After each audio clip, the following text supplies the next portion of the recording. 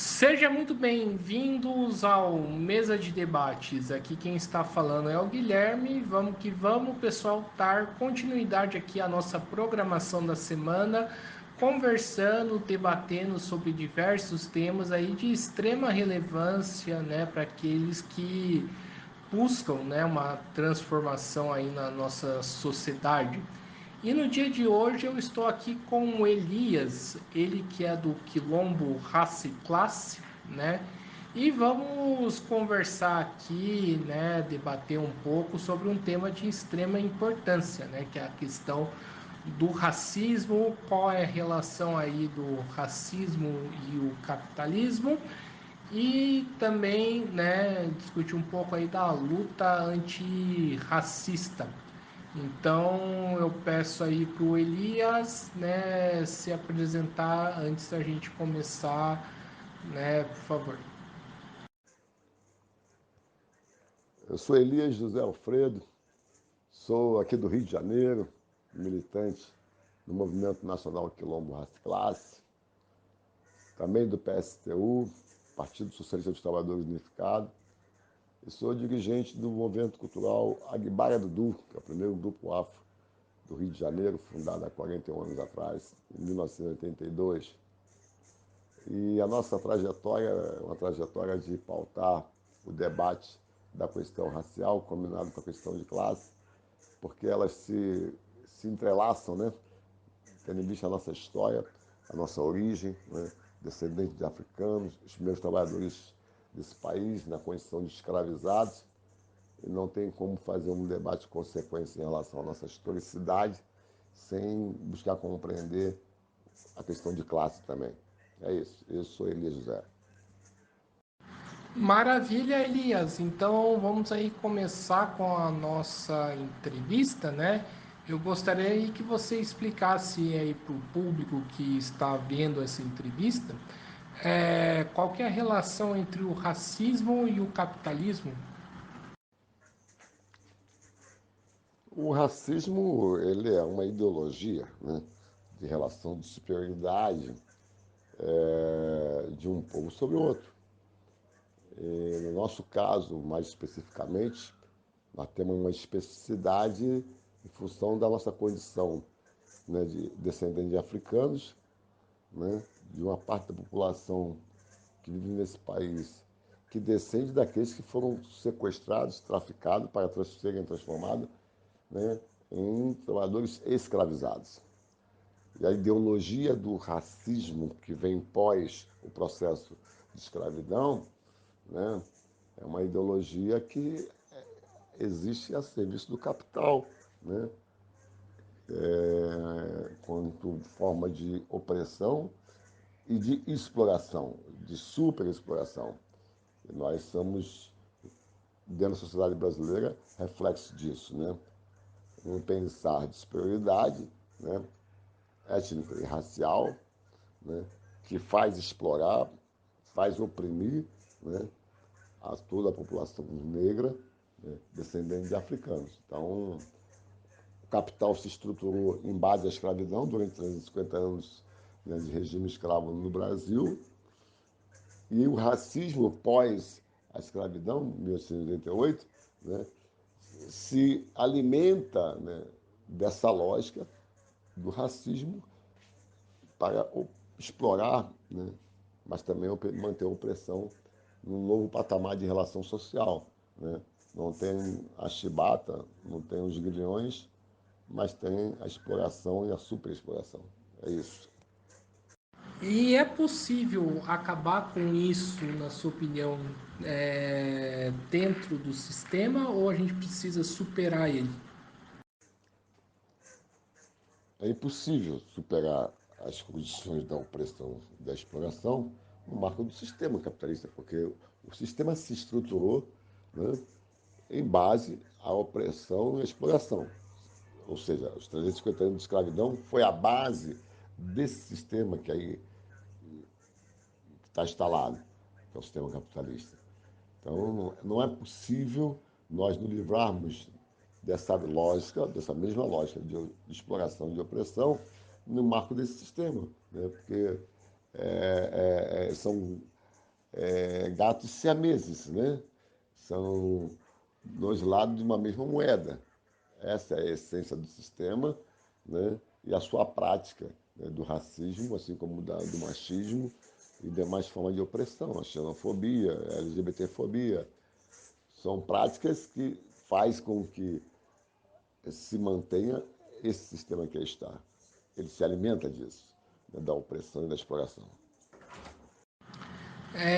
Entendi, perfeito. E Elias, eu gostaria que você falasse um pouco, né, sobre, né, como que você avalia, né, a atuação do atual governo aí de frente ampla, é, em relação à questão aí dos negros, né, em questão aí nessa luta antirracista.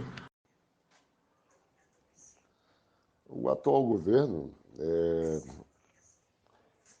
tal qual na gestão passada de 14 anos do governo do PT, o governo de conciliação de classe, faz, na verdade, alimentar uma ilusão com algumas concessões, né?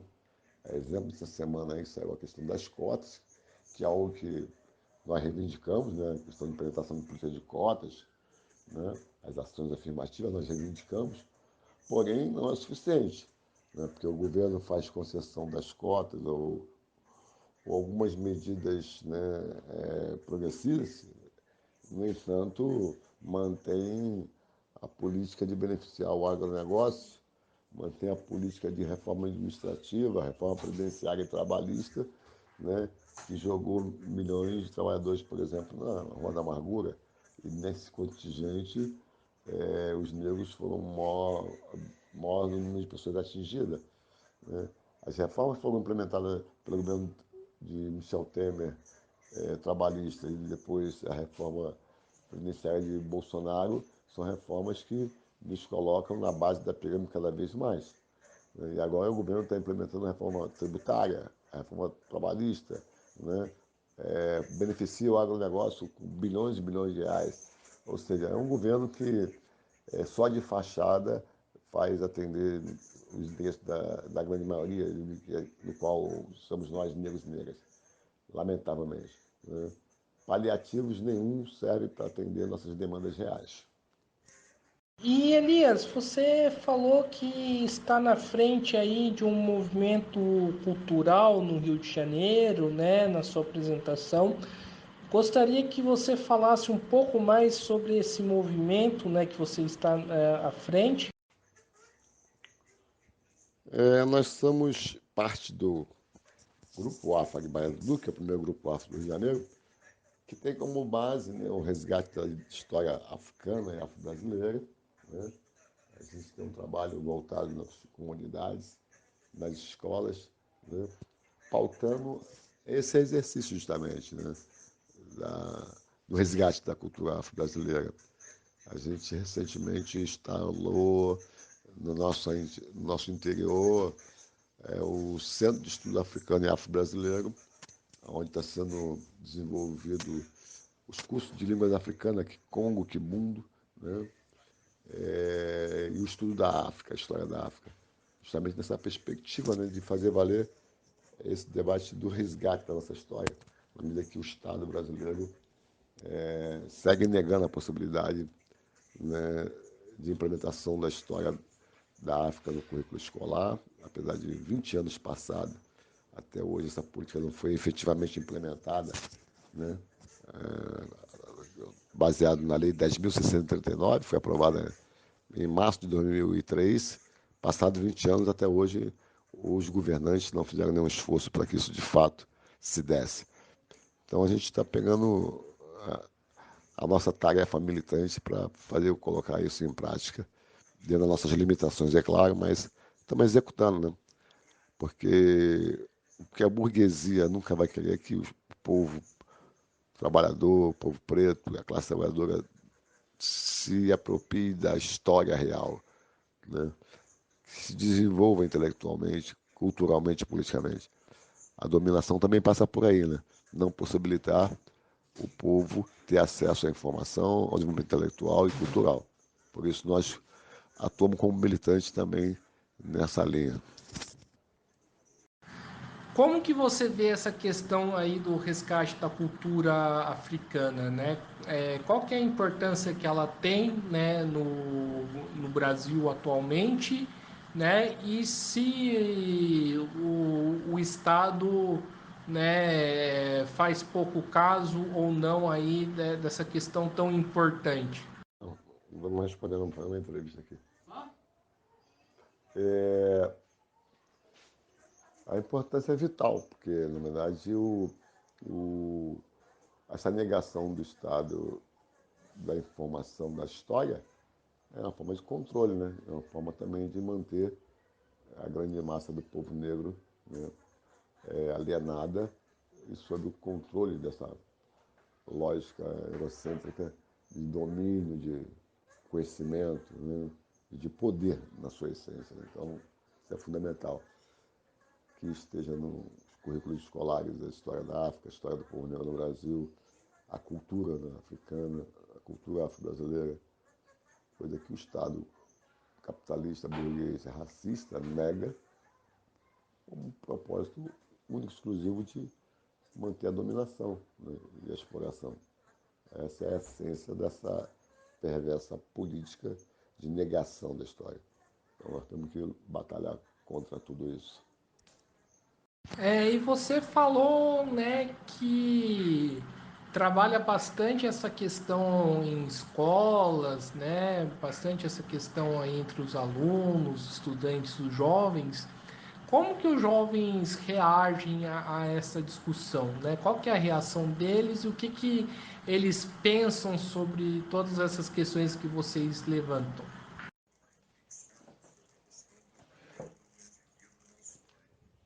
Existe uma alienação, falta de informação. A juventude não tem informação. Não é formada dentro de casa, não é formada muito menos nas escolas. Então, quando se deparam com novas informações, absorvem geralmente, mas é fruto do que é o Estado, né? É isso. Então, a negação do Estado, a negação da classe dominante, a negação da burguesia, dos educadores, né? Que, na verdade, eles reproduzem toda uma lógica de ensino egocêntrico nas escolas, porque é o que aprendem nas universidades também, correto? Eles são reprodutores. Então, a juventude, quando tem a oportunidade de se deparar com algo diferente, que lhe reflete a sua realidade, absorve com tranquilidade e incorpora. Isso é o natural de qualquer ser humano, né? O poder aprender, né? Essa é a essência.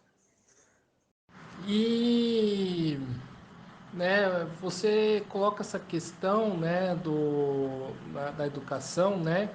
Eu gostaria que você entrasse um pouco mais, né, no conteúdo que o Estado oferece para a juventude em relação a essa questão, ou melhor dizendo, conteúdo que o Estado não oferece, né? Porque eu fui professor do Estado aqui em São Paulo, né? E o conteúdo, né, para essas questões é bem fraco, né? Como que você avalia, né, o conteúdo oferecido pelo Estado? Bem, o Guilherme, na verdade, o conteúdo, né, segue sendo eurocêntrico, né? Não foi implementado, de fato, na introdução no currículo escolar da história da África, da história do povo negro no Brasil. Segue sendo, prevalecendo, melhor dizendo, né, todo um ensino com a lógica eurocêntrica. É muito ruim, muito ruim. Né? Isso é uma política de dominação, uma política de manter o controle, uma política de negar a história. Né? Isso implica na relação também de poder. Né? Então, a África continua sendo tratada como uma região atrasada, a África continua sendo tratada como região de pessoas animalescas, certo? Essa é a concepção que está por detrás. E, no entanto, pinta o mundo ocidental, nos livros didáticos, né? Desde o ensino básico até a academia, como os heróis, os belos, né? Os magníficos. É o mundo ocidental que é o belo, e é de lá que vem a história da humanidade. É isso. Então, Guilherme, na verdade, o Brasil não pegou vários traços de cultura africana. A cultura africana está aqui no Brasil, é diferente. Qualquer africano atento, quando chega aqui no Brasil, se depara com o comportamento dos negros e negras, ele se vê. Porque nós somos africanos na diáspora. Não existe isso de ter uma adaptação, traço. Existe fato. A nossa existência aqui é uma existência da essência africana. É diferente do que você fala. Seja na alimentação, seja na vestimenta, seja várias formas de vida, no trato com as ervas, com a natureza. Esse é um comportamento preservado da nossa africanidade no território brasileiro, que o Estado nega, tenta tirar, mas ela existe de fato, entendeu? Então não é assimilação, existe uma coisa real. Foi a preservação feita a partir do próprio povo. O Estado e o sistema que destruíram essa identidade africana, seja na religião, na alimentação, na saúde, na cultura, entendeu? Mas ela existe, ela é um fato, tá viva aqui, de uma forma ou de outra. Na resistência, é claro, na resistência. Elias, a gente sabe que o Brasil, a cultura brasileira, né, tem fortes traços aí, né, com a cultura africana. Eu gostaria que você falasse um pouco, assim,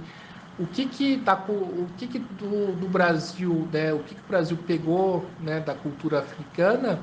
E eu gostaria que você falasse, né, um pouco, né, do racismo aqui no Brasil em relação a essa cultura, que ao mesmo tempo o Brasil tem muito traços aí da cultura africana, ao mesmo tempo aí possui esse racismo, né, que em relação a essa cultura. É, muito bem, Elias. Pra gente, última pergunta aqui para a gente finalizar, né, e vivendo e aprendendo, né, eu tenho bastante acordo aí, né, com o que você coloca. Mas aí vamos indo para os finalmente da nossa entrevista. Elias, como que o movimento negro, né, encara o dia 20 de novembro, né, que daqui 5 dias, quando essa entrevista foi gravada, e eu gostaria que você traz bem previamente, tá certo? Que estaria tema aí para outra live, e falasse um pouco da importância de Zumbi dos Palmares. Zumbi dos Palmares, Guilherme, segue sendo o maior exemplo da nossa história de luta, né? Por ter sido o cara que é à frente do maior quilombo que se tem conhecimento, apesar de haver controvérsia aí por alguns historiadores, mas Zumbi foi e segue sendo essa referência pelo tempo de resistência do quilombo em si, de Palmares, né? E hoje é uma realidade, o Zumbi faz parte aí do Panteão Nacional dos Heróis, depois de muita batalha para que isso pudesse fazer valer, já que até então os heróis eram os brancos, os europeus, de sempre, né? Mas o papel de Zumbi foi fundamental para a existência e a resistência do nosso povo no passado, que ela segue na ordem do dia, né? Pleno século XXI, a gente está aí nessa luta. Inclusive, na batalha mais recente, hoje que está aberto um debate a nível nacional, que é o debate das reparações, que é cobrado do Estado brasileiro a dívida histórica pelo custo da escravidão que nossos antepassados viveram, né? Nós temos que questionar esse Estado que se estruturou em base ao trabalho escravo, que cometeu o crime de lesa humanidade, né, que é imprescritível, né? Então, 350 anos de trabalho escravo produziu sequelas que até hoje estão abertas. Então, é isso. E Zumbi é parte dessa história. E nós estamos aí na batalha também, para poder fazer valer nossos direitos históricos. E a reparação é um dos temas nossos da atualidade. Um abraço para você, para o povo ouvinte dessa entrevista aqui. Vamos seguir em frente. Zumbi vive em nós. Um abraço. Entendi, então, muito bem. Estamos encerrando aqui mais uma entrevista do Mesa de Debates. Quero aqui agradecer a participação aí, né, do Elias, né, apesar aí da entrevista ter saído um pouquinho mais curta, né, do costume, né, e ter sido feita aí pelo WhatsApp. Acho que deu para pegar várias questões aí, do nosso bate-papo, e acho que foi bem proveitoso. Então, agradecendo ao Elias e passando a bola aí para ele fazer suas considerações finais. Ô Guilherme, eu aqui agradeço aí e pela, pela comunicação, pelo espaço da gente poder falar da nossa luta, né? Que é uma luta diária, permanente, contra o racismo, contra o machismo, a homofobia e o sistema econômico que nos explora, nos oprime, que é o sistema capitalista. A nossa saída é o socialismo, construir uma nova sociedade onde o racismo seja, né, jogado na lata do lixo, assim como o machismo, a homofobia, né, xenofobia, tudo que faz oprimir o ser humano. Um abraço forte, nos encontramos na luta. E viva Zumbi dos Palmares! Então é isso aí, pessoal.